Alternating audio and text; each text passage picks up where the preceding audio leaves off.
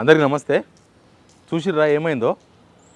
ఇదే రేవంత్ రెడ్డి ఏదో చేద్దాం అనుకుంటాడు, కానీ రాజ్యాంగం రాసింది ఆయన కాదు.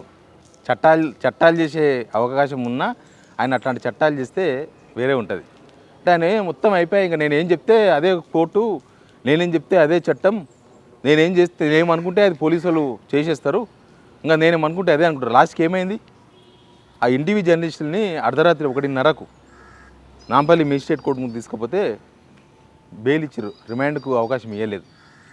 దానికి కొన్ని కారణాలు చెప్పారు. ఆ సెక్షన్సే బెయిలబుల్ సెక్షన్స్, నేను మొదటి నుంచి చెప్తూనే ఉన్నా. పోలీసు వాళ్ళు మాత్రం ఏం చేస్తారు పాపం? పోలీసు వాళ్ళ మీద అంత ప్రెషర్, గవర్నమెంట్ ప్రెషర్, ఇది ప్రభుత్వం పెట్టిన ప్రెషర్, ప్రభుత్వం చేసిన పని. నిజానికి మనం సమైక్యాంధ్రలో ఎప్పుడు ఈ వర్కింగ్ జర్నలిస్టును ఎవరు అరెస్ట్ చేయలేదు. ఈవెన్ డిజిటల్ జర్నలిస్టును కూడా టీఆర్ఎస్ గవర్నమెంట్లో ఇంత దారుణంగా చేయలేదు. అంటే అసలు చూసినాం కదా టీఆర్ఎస్ గవర్నమెంట్లో ఏం జరిగిందో. లాకారాలు, మాకారాలు, నాకారాలు, నిక్నేములు పెట్టినోళ్ళను కూడా ఇంత హింస పెట్టలే. కానీ రేవంత్ రెడ్డి ఏమనుకుంటున్నాడంటే పులికేసి అనుకుంటున్నాడు. పులికేసి 45వ పులికేసి, 46వ పులికేసి అంటారు కదా, ఆ పులికేసి టైప్ మాట్లాడుతుంది. కానీ దీని తెలంగాణ ప్రజలు కాదు.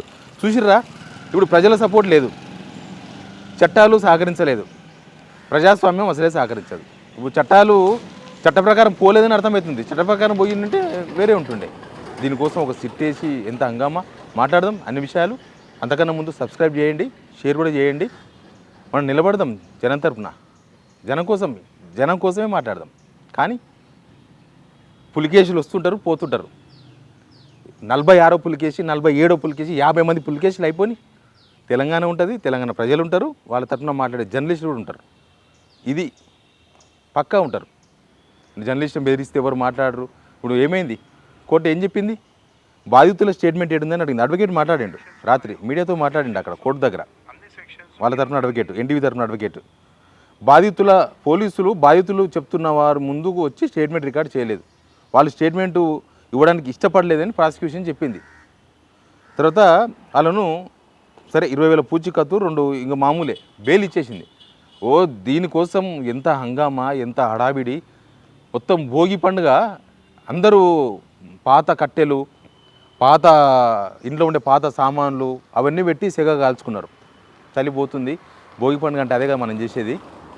కానీ తెలంగాణ అలా భోగి పండుగలాగా ఉంచుండ ముఖ్యమంత్రి.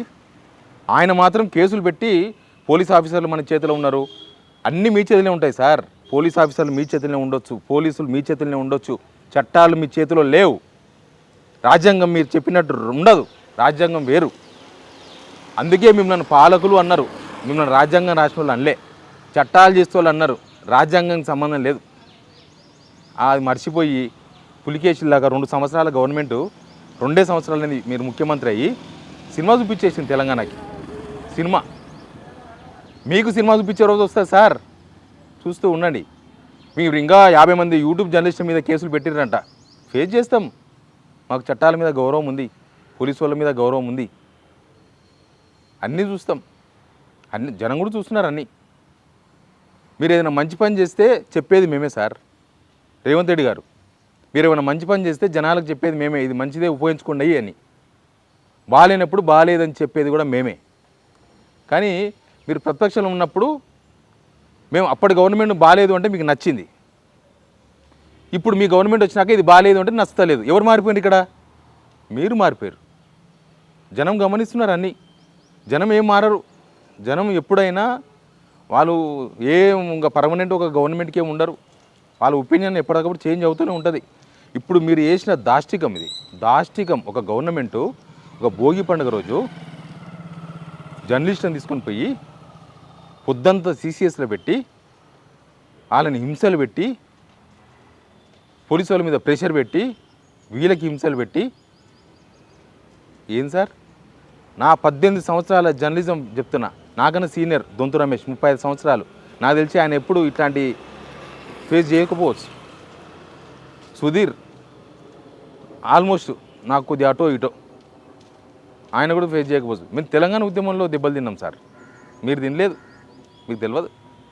మేము తిన్నాం తెలంగాణ ఉద్యమంలో. మా ఇంటికి ఏం వస్తుందనో కాదు, తెలంగాణ కోసం తిన్నాం. రేవంత్ రెడ్డి కోసమో ఇంకోరి కోసమో మేము దెబ్బలు తినలే. కానీ మీకు అధికారం వచ్చే వరకు 2 కళ్ళు 4 కళ్ళు అయినాయి, 4 కళ్ళు 40 కళ్ళు అయినాయి, అయినాక తలకెక్కినాయి. అంతకు మించి ఏం చెప్తాం? కానీ ఇప్పుడు ఏమర్థమైంది సార్? ఏమర్థమైంది? మీరు ఇవన్నీ చేయొచ్చు, పోలీసులను ఉపయోగించి మీరు శిక్షలు వేస్తామని చెప్పొచ్చు, రకరకాలు ఏమైనా చెప్పొచ్చు.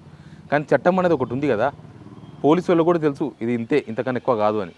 కానీ ఏం చేస్తారు వాళ్ళు మాత్రం పాపం, వాళ్ళ ఉద్యోగాలు, వాళ్ళ విధులు, వాళ్ళ వ్యవహారాలు, పాలకులు ఏం చెప్తే అది వినాల్సి వస్తుంది. పోలీస్ ఆఫీసర్స్ కూడా, పోలీస్ ఆఫీసర్స్ వాళ్ళ డ్యూటీ వాళ్ళు చేయాలి, వాళ్ళ డ్యూటీ వాళ్ళు చేయాలని అనుకుంటారు, కానీ చేయనియరు పాలకులు. ఈ పాలకునికి అయితే రెండేళ్ళకే రోగం వచ్చింది. పాలకుడు కనీసం ఒక 5 ఏళ్ళు పరిపాలించండు అంటే ఓకే, ఈ పరిపాలకునికి ఏమైంది అనుకోవచ్చు. ఈ పరిపాలకునికి 2 ఏళ్ళకే మన ఉంటాయి కదా, మామిడికాయ చెట్లు ఇంతే ఉంటాయి, కాయలు కాస్తే పండ్లు కాస్తాయి, అట్లా అయిపోయింది నా పాలన. 2 ఏళ్ళకే మరుగుజ్జు పాలన. 100 ఏళ్ళ పాపాలు మనిషి 20 ఏళ్ళకే చేసిన అనుకో ఏమవుతుంది? కర్మ రిటర్న్స్. ఈయన 5 సంవత్సరాలు 10 సంవత్సరాలు అధికారంలో చేయాల్సిన పాపాలు మొత్తం 2 సంవత్సరాలను చేసి పడేస్తే కర్మ రిటర్న్స్. నేను తెలంగాణ ప్రజల తరఫున మాట్లాడుతున్నా. మీరు చేసిన పనిని ఎవ్వరు ఒక్కరు కూడా శభాష్ అనలేదు రేవంత్ రెడ్డి గారు, గుర్తుపెట్టుకోండి.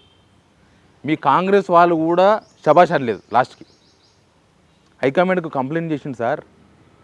హైకమాండ్కి మీరు చేసిన దుశ్చర్య ప్రభుత్వానికి నష్టం, కాంగ్రెస్కి నష్టం, తెలంగాణలో ఒక యుద్ధ వాతావరణం తీసుకొస్తుందని జగ్గారెడ్డి మాట్లాడింది సార్, జీవన్ రెడ్డి గారు మాట్లాడింది సార్, జగిత్యాల మాజీ ఎమ్మెల్సీ మాజీ మంత్రి.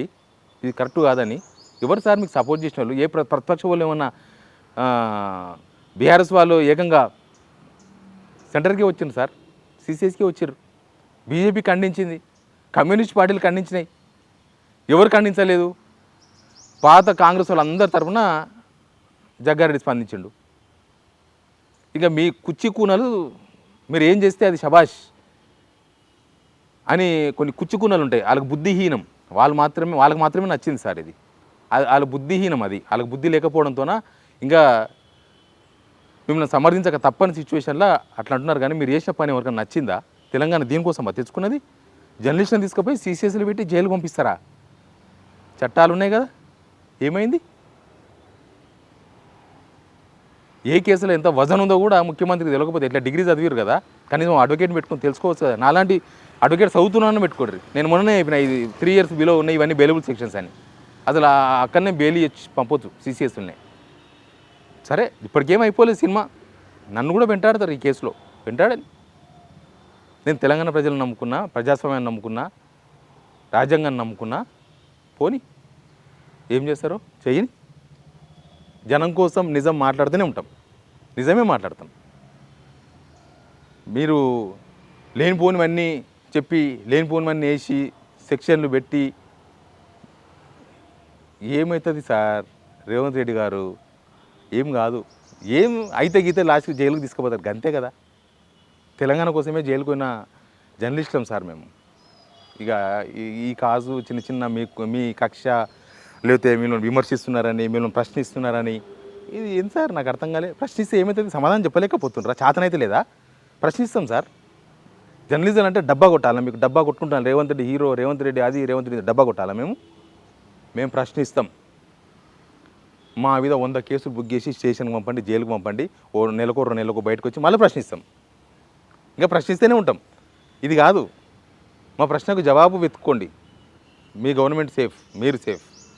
కానీ ప్రశ్ననే ఉండొద్దు అనుకుంటే మీరు ఇంకా మంచిగా పరిపాలించండి. ప్రశ్నకే దొరకదు. మీ పరిపాలన ఎట్లుందో జనాలు నడితే చెప్తారు.